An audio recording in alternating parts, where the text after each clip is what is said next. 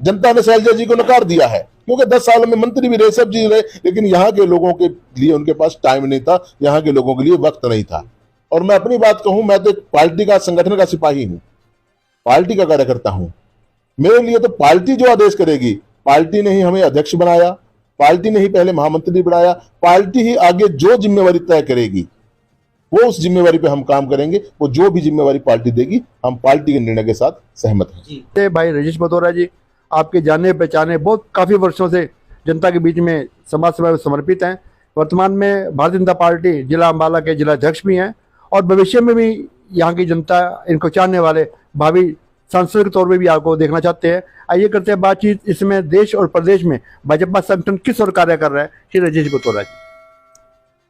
आज माननीय प्रदेश अध्यक्ष श्री ओम प्रकाश धनखड़ जी और राष्ट्रीय अध्यक्ष श्री जगत प्रकाश नड्डा जी के नेतृत्व में भारतीय जनता पार्टी का संगठन बहुत मजबूती के साथ खड़ा है। आज भारतीय जनता पार्टी पूरे हरियाणा के अंदर, हमने पन्ना प्रमुख सम्मेलन कराए हैं, शक्ति केंद्र प्रमुख सम्मेलन करा दिए हैं, हमारे त्रिदेव सम्मेलन हुए हैं और आज हम पन्ना समितियों तक पहुंच गए हैं। हमारे कई विधानसभाओं में तो पन्ना समितियों तक बनने जा रही है और भारतीय जनता पार्टी का संगठन मजबूती के साथ खड़ा है। हर एक, चाहे वो सोशल मीडिया की टीम हो, चाहे वो अन्य हमारे प्रकल्प हो, हमारे सेल हो, सभी मजबूती के साथ काम कर रहे हैं, हमारे मोर्चे मजबूती के साथ काम कर रहे हैं। तो भारतीय जनता पार्टी की सरकार जो काम कर रही है, उसकी नीतियों को जन जन तक पहुंचाकर जनता को भारतीय जनता पार्टी के साथ जोड़ने का काम कर रहे हैं। आज जहां कांग्रेस अपने जिला अध्यक्ष नहीं बना पाई, आज कांग्रेस के पास कोई ब्लॉक अध्यक्ष नहीं है, आज उनके जिला प्रदेश अध्यक्ष भी कहने के नाम मात्र हैं, कहीं पर वो संगठन खड़ा नहीं कर पाए। हुड्डा और शैलजा और आपस की लड़ाई के अंदर कोई संगठन नहीं है। आज कांग्रेस का संगठन बिल्कुल कमजोर संगठन है और भारतीय जनता पार्टी का संगठन मजबूत संगठन है। आज कांग्रेस को विपक्षी दलों की जरूरत क्यों पड़ी? क्योंकि उनका संगठन बिल्कुल कमजोर है। आज केजरीवाल जी को क्यों दूसरी पार्टियों की इकट्ठा होने की जरूरत पड़ी? क्योंकि उन सब को लग रहा है नरेंद्र मोदी जी जो देश के प्रधानमंत्री हैं, उनको भारत की जनता ने पसंद कर लिया है। वो कहीं ना कहीं जितने विपक्ष के नेता उनको निकार दिया है, आज वो इकट्ठा होकर सोच रहे हैं कहीं ना कहीं हम कुछ हासिल कर ले, लेकिन जनता उनके मंसूबे समझ गई है। केंद्र के अंदर तो कहते हैं हम इकट्ठे होंगे, और जब नीचे विधानसभाओं की बात आती है तब उनकी लड़ाई देखना उनका कैसा बैर होता है। तो आज भारतीय जनता पार्टी मजबूती के साथ खड़ी है। माननीय प्रदेश अध्यक्ष ओम प्रकाश धनखड़ जी और राष्ट्रीय अध्यक्ष जगत प्रकाश नड्डा जी के नेतृत्व में संगठन मजबूती के साथ खड़ा है। प्रधानमंत्री श्री नरेंद्र मोदी जी के नेतृत्व में देश भर में और हरियाणा में माननीय मुख्यमंत्री मनोहर लाल खट्टर जी के नेतृत्व में किस प्रकार की जन कल्याणकारी योजनाओं का लाभ आम जनता तक मिल पा रहा है सर? आज किसी भी वर्ग की बात करूं, मैं हर वर्ग के लिए सरकार काम कर रही है। आज मैं 5 बातें अगर आपको बताऊं, हरियाणा जिसमें नंबर 1 है। आज हमने स्वामित्व योजना के माध्यम से एक गरीब व्यक्ति को उसके मकान का मालिकाना हक देने का काम किया है। आज हमने पूरे भारत एक ऐसा राज्य बन गया है, अपनी जो ट्रांसफर जो है पॉलिसी है वो ऑनलाइन कर किसी भी कर्मचारी को दिक्कत नहीं होती। वो अपने मनपसंद के स्थान पर जाता है और अपने मनपसंद के स्थानों के ऊपर उसकी ट्रांसफर होती है। उसके बाद हम 17 फसलों के ऊपर एमएसपी दे रहे हैं। कोई राज्य 17 फसलों पे एमएसपी नहीं दे रहा, ये हरियाणा राज्य जो 17 फसलों पे एमएसपी दे रहा है। हरियाणा ये एक बहुत बढ़िया योजना है कि किसान को आगे बढ़ाने के लिए, उसकी आय दुगनी करने के लिए सरकार ने अनेक महत्वाकांक्षी योजना किसानों के हित में चलाई है।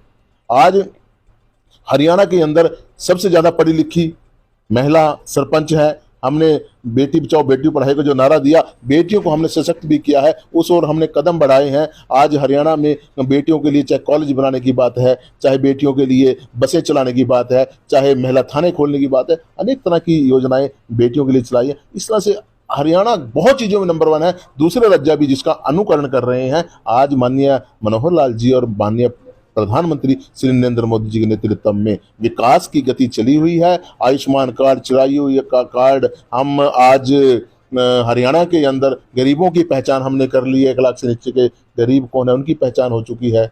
1,80,000 से नीचे के गरीबों की हमने पहचान कर ली है। उनको हम काम देकर, उनको सशक्त बनाकर, हम दूसरी पार्टियों की तरह उनके लालच नहीं देते। हम कह रहे हैं आप अपने काम पैरों पे खड़े हो जाइए, आप अपने पैरों पे खड़े होकर अपने काम खड़ा कीजिए। उसके लिए सरकार उनका सहयोग कर रही है। कौशल के माध्यम से ऐसे परिवारों को अतिरिक्त नंबर देकर उनका नंबर पहले पड़े, उनके घर में 15-20 हज़ार रुपये महीने का आए। बाकी पारदर्शी योजना नौकरियों की तो आपको पता ही है।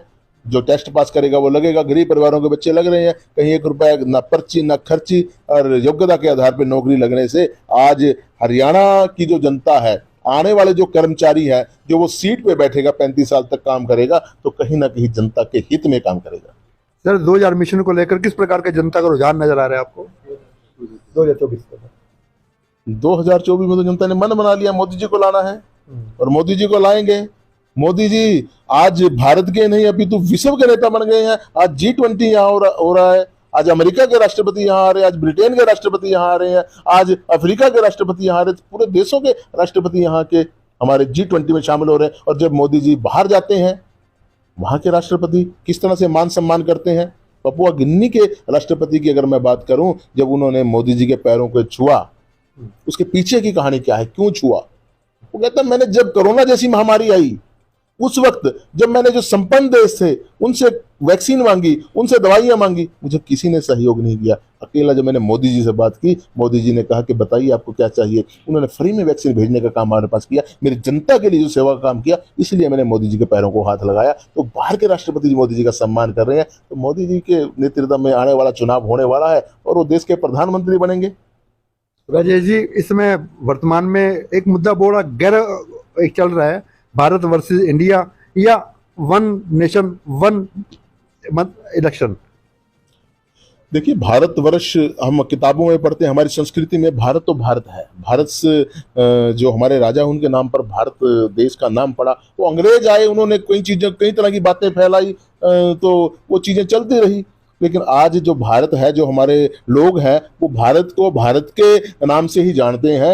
मतलब भारत एक हमारा प्रचलित नाम है। इंडिया तो कोई बीच में कोई शासन किया अंग्रेजों ने आके, उसमें कुछ बदलाव करने का काम किया, लेकिन हमारी सरकार आई है। अभी हम देखते हैं कि राष्ट्रपति जी का जब उद्बोधन हुआ, वहाँ भारत लिखा हुआ है, तो अभी दिक्कत नहीं। सारे देश के लोग आज भारत के पक्ष में खड़े हैं, चाहे हमारे कलाकार हो, चाहे हमारे अभिनेता हो, सभी इसका समर्थन कर रहे हैं कि भारत नाम भारत का है तो वही रहेगा। One nation one election. Sir बहुत बढ़िया सोच है मोदी जी की। हमारी सरकार, हमारे मुख्यमंत्री जी तो कह ही दिया है कि अगर सरकार एक साथ चुनाव कराना चाहेगी हम साथ जाएंगे। हमारे उत्तराखंड के मुख्यमंत्री जी ने कह दिया है हम एक साथ चुनाव कराना चाहेंगे। लेकिन हम देखते हैं जो दूसरे राज्यों के मुख्यमंत्री हैं, वो कुर्सी से चिपक के बैठते हैं, या जनता के हित में एक नेशन एक इलेक्शन के समर्थन में जाते हैं, या वो कुर्सी पे चिपक के बैठते हैं, या जनता के हित के बारे में सोचते हैं। अब उनको देखने की बात है। लेकिन हमारी सरकार जहां जहां भी हमारे राज्यों में सरकार है, वो इस चुनाव के पक्ष में है। तो जी आपका सांसद के लिए भी बहुधा के नाम आ रहा है।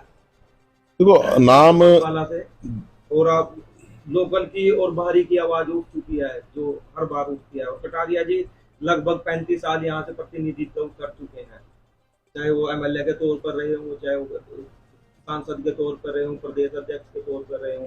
एक युवा सांसद लोकसभा अम्बाला भी चलता है। आप कितने एग्री हैं? देखिए, कटारिया जी हमारे नेता थे और उनका बढ़िया अपने क्षेत्र में रहा प्रभाव, वो यहाँ पर सांसद रहे। चलो भगवान, मैं आपके चैनल के माध्यम से उन्हें अपने श्रद्धा सुमन देता हूँ। तो बाहरी सांसद भी रहे हैं यहाँ, शैलजा जैसे लोग यहाँ रहे हैं। 10 साल की उपलब्धि हम उनसे पूछते हैं, कोई एक उपलब्धि वो बता नहीं पाते हैं। हमारी सरकार की उपलब्धियां पूछते हैं, हम बताते हैं हमारी सरकार की क्या उपलब्धियां हैं। हम निफ्ट पंचकुला के अंदर लेकर आए, हमने साहा ग्रोथ सेंटर हमने खोला, हमने पंचकुला से यमुनानगर सहारनपुर नेशनल हाईवे हम लेकर आए। अब आपका जो अम्बाला के अंदर आपका एयरपोर्ट है वो बनने जा रहा है। आज अम्बाला का जो हमारा रेलवे स्टेशन है वो हाईटेक डेवलप होने वाला है। आज हमारे शाहबाद से जो रोड है वो हमने साहा से वो डेवलप कर दिया है। आज हमारा रिंग रोड बनने जा रहा है। और यानी कि इतनी उपलब्धियां हैं हमने जो हमारी सरकार में हुई है। शैलजा जी को उपलब्धि करा दें अपने 10 सालों की। तो भाज तो वो इसलिए रहे हैं, जनता नकार रही है। जनता ने शैलजा जी को नकार दिया है क्योंकि 10 सालों में मंत्री भी रहे, सब चीज रहे, लेकिन यहाँ के लोगों के लिए उनके पास टाइम नहीं था, यहाँ के लोगों के लिए वक्त नहीं था। और मैं अपनी बात कहूं, मैं तो एक पार्टी का, संगठन का सिपाही हूं, पार्टी का कार्यकर्ता हूं। मेरे लिए तो पार्टी जो आदेश करेगी, पार्टी ने ही हमें अध्यक्ष बनाया, पार्टी ने ही पहले महामंत्री बनाया, पार्टी ही आगे जो जिम्मेवारी तय करेगी वो उस जिम्मेवारी पे हम काम करेंगे। वो जो भी जिम्मेवारी पार्टी देगी, हम पार्टी के निर्णय के साथ सहमत हैं। राजेश जी, मैं देख रहा हूँ काफी साथी सुबह से आपके पास मिलने आ रहे हैं, आसपास के इलाके के आ रहे हैं। इन लोगों का कहना है कि हमारे ईमरानगढ़ में हमारा विधायक नहीं है, उसके बावजूद हमें रजेश बतौर किसी प्रकार की कमी महसूस नहीं होने देते सर। देखिए, हमारे कार्यकर्ता हैं, लोकल लोग हैं, और इनके काम, हमारी सरकार है तो हमारी सरकार है तो इनके काम करना करके देना वो हमारी जिम्मेवारी है। हमने कांग्रेस का विधायक यहाँ है, हम उनको भी, हमारी सरकार 5 करोड़ रुपए फंड देती है, अगर वो नहीं काम करने में सक्षम है, वो नहीं लोगों में जा रहे हैं, वो उनकी नाकामी है। वो नहीं लोगों की बात सुन रहे हैं, लोगों ने तो उनको विधायक बनाया है, लेकिन हमारी प्राथमिकता हमारी सरकार है, हमारी पार्टी की सरकार है, इसलिए हमारी प्राथमिकता इन लोगों का काम करना, हम काम कर रहे हैं। अपनी ओर से, अपने साथियों की ओर से, सभी जो समर्थक है, आपको चाहने वाले हैं सोशल मीडिया पे, उन सभी का धन्यवाद करना चाहेंगे सर। तो मेरा जो लोकसभा अपना अम्बाला जिला है जहाँ से मैं अध्यक्ष हूँ, यहाँ के लोगों का बड़ा प्यार मिलता है। हमारे कार्यकर्ता संघीयशील हैं, उन्हीं के दम के ऊपर ही मैंने भारतीय जनता पार्टी का संगठन अम्बाला के अंदर मजबूत किया है। माननीय अनिल विज जी, माननीय असीम गोयल जी, हमारे मुख्यमंत्री जी, हमारे प्रदेश अध्यक्ष जी, सबका आशीर्वाद हमें मिलता है और हमने संगठन को मजबूत करते हुए चल रहे हैं। और भारतीय जनता पार्टी अम्बाला के अंदर मजबूत है। आने वाले समय में हम 4 की 4 सीटें भारतीय जनता पार्टी को जीत के देंगे और लोकसभा के अंदर भी अच्छा प्रदर्शन अम्बाला भारतीय जनता पार्टी करने वाली है। राजेश जी, आपका अतीत का जीवन कैसा रहा? संगठन में कहाँ आपका गांव में, कैसे जन्म हुआ, कैसे पार्टी में, क्या क्या पदों पे आपने काम करने का सौभाग्य मिला आपको? मैं लाहा स्कूल से 10वीं की और 12वीं हमने नारायणगढ़ सीनियर सेकेंडरी स्कूल से की। उसके बाद मैंने वेटनरी में अपना डिप्लोमा किया, फिर कंप्यूटर हार्डवेयर का डिप्लोमा किया, मैंने ITI स्टेनोग्राफर किया हुआ है। तो उसके बाद प्रैक्टिस भी की 10 साल। 1998 में मैं संघ के संपर्क में आया और शाखा शुरू की और संघ में शाखा कार्यवाह, खंड प्रचार प्रमुख, खंड संपर्क प्रमुख के दायित्वों में काम किया। और 2013 में संगठन को लगा कि राजनीतिक क्षेत्र में भी काम करना चाहिए, तो 2013 में मुझे जिला महामंत्री SM मोर्चा के नाते जिम्मेवारी सौंपी गई, तो उसमें काम किया। तो संगठन को लगा काम ठीक किया है, तो 2016 में फिर उन्होंने जिला महामंत्री के नाते संगठन में जिम्मेवारी दी और बस वहाँ पर 4 साल काम किया संगठन के नाते। और 20 अगस्त में हमें 2020 के अंदर माननीय प्रदेश अध्यक्ष ओम प्रकाश धनखड़ जी के द्वारा सूचित किया गया, आपको जिला अध्यक्ष बना दिया गया है। तो पार्टी का जिला अध्यक्ष के नाते आज भी हम निर्वाह कर रहे हैं और बढ़िया टीम संगठन काम कर रहा है। तो संगठन के लिए काम कर रहे हैं और पार्टी ने यहाँ जो सोच रही है पार्टी, मैं तो एक छोटा सा कार्यकर्ता हूँ और एक छोटे से गांव बतौरा से मैं आता हूँ और पार्टी ने इतना मान सम्मान दिया, मैं पार्टी का तहे दिल से धन्यवादी। भविष्य में पार्टी को जिम्मेवारी सौंपती है, उसके लिए तैयार है सर आप? संगठन जो भी काम देगा मैं काम करने के लिए तैयार हूँ, जहाँ भी ड्यूटी लगाएगा संगठन की ड्यूटी के लिए हम तैयार हैं। बहुत बहुत शुक्रिया।